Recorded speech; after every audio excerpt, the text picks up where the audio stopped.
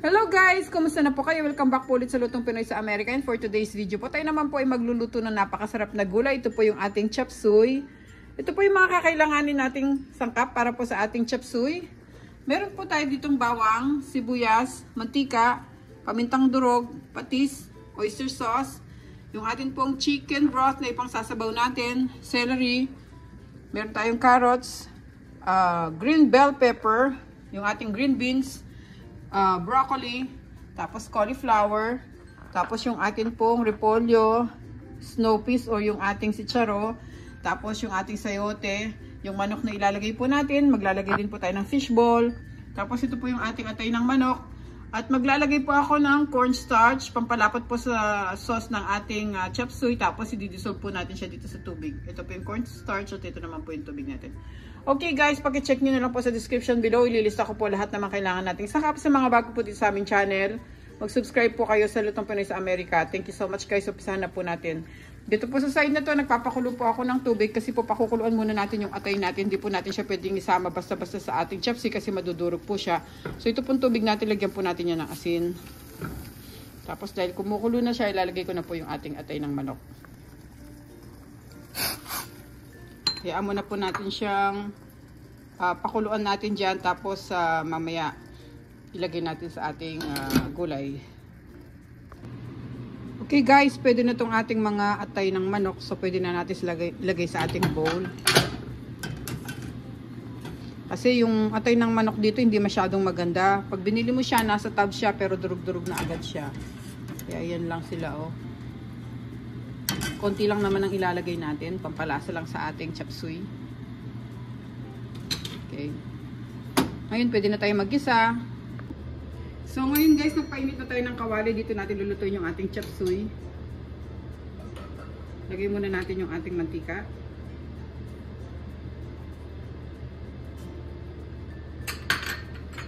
Tapos sunod natin yung ating bawang.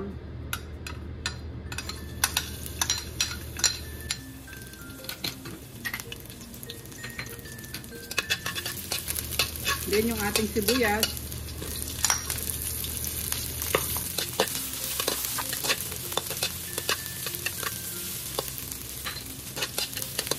Tapos lagay na natin yung ating manok. Kasi itong manok na gagamitin natin may buto.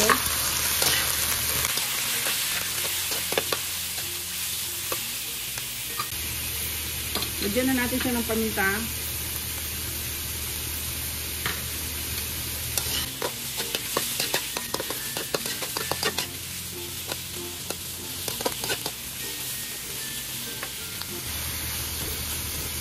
Takpan muna natin para maluto yung manok natin.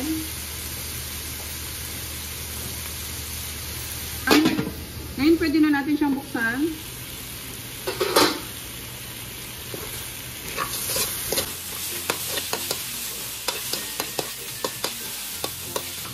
Lagyan na natin siya ng patis. Tapos lagyan natin yung atay.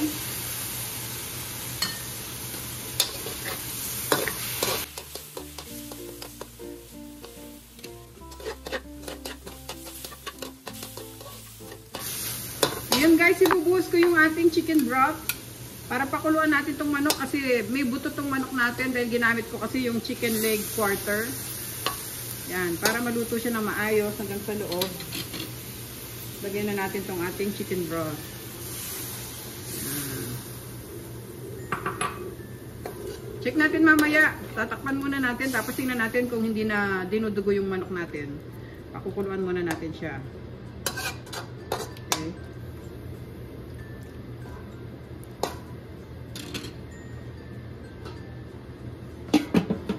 Ngayon, buksan na natin siya guys. Yan. Parang luto na yung manok natin. Wala na siyang dugo-dugo. So, pwede natin ilagay yung ating fishball.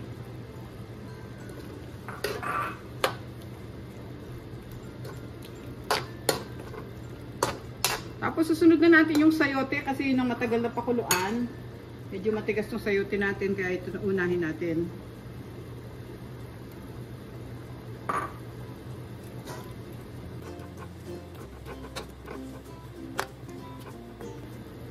Ayun, i-cover ulit natin to guys para palambutin natin ng konti yung ating sayote. Okay, lagay ko ulit yung takip.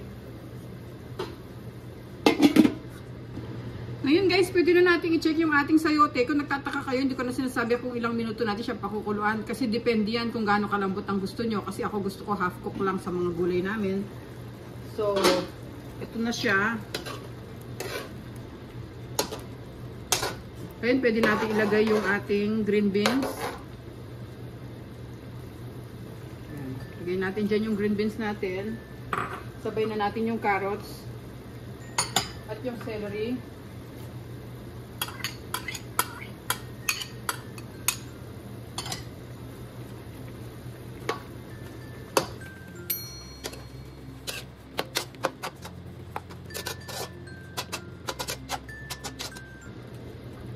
Ngayon, ang gagawin ko dito, ipapatong ko yung ating cauliflower.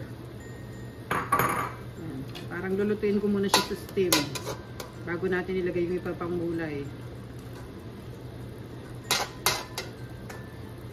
Ayan. O ngayon, takpan ulit natin siya at hayaan natin maluto muna yung ating green beans at saka yung ating cauliflower. Habang hinihintay natin yung ating gulay na lumambot pa ng konti, didissolve na natin tong ating cornstarch sa tubig.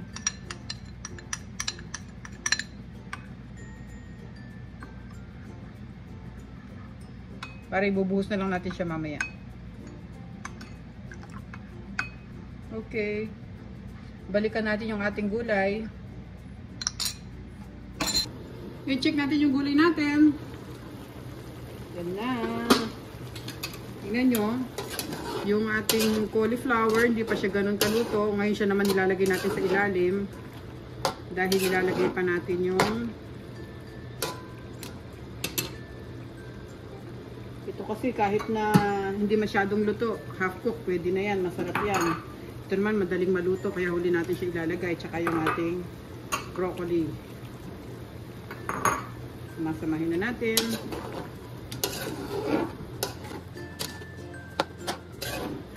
Yuhuli na natin yung repolyo guys. Ngayon lalagay natin itong ating oyster sauce. Hindi ko na isama kanina.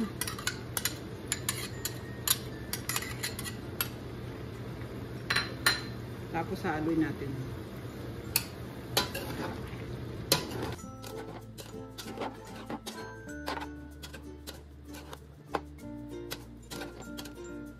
May sabaw pa yan sa baba guys. Oh.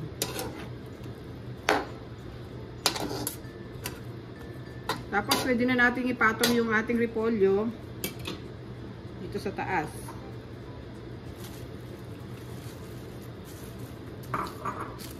Ayan. Yung tatakpan ulit natin to guys para lumambot pa yung mga ibang gulay na huling nilagay natin. Ngayon guys, check na natin yung ating gulay.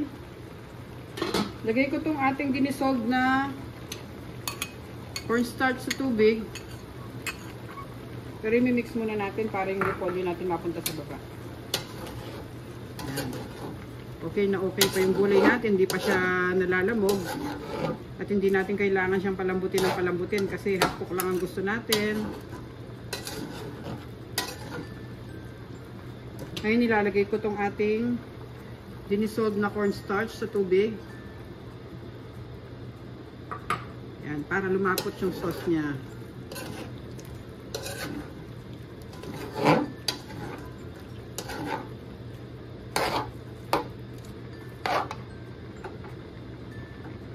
Medyo lakasan natin ng konti yung apoy guys pag nilagay natin yung cornstarch na may tubig para madali siyang maluto.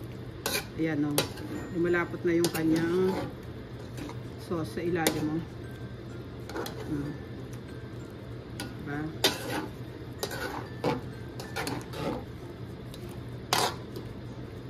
Kukuluan pa natin siya ng mga 2 minutes. Pwede na tong ating chop suey at pwede na natin siya ilagay sa ating serving plate. Takpan na lang natin siya ng mga 2 minutes pa. Okay guys, open na natin siya at luto na tong ating chop suey. Pwede na natin siyang i-off. Pwede na tayo magsandok sa ating serving plate. Yan, tama-tama lang siya guys. Hindi siya lamog at masarap yan kasi half cook lang. Okay? Off na natin siya.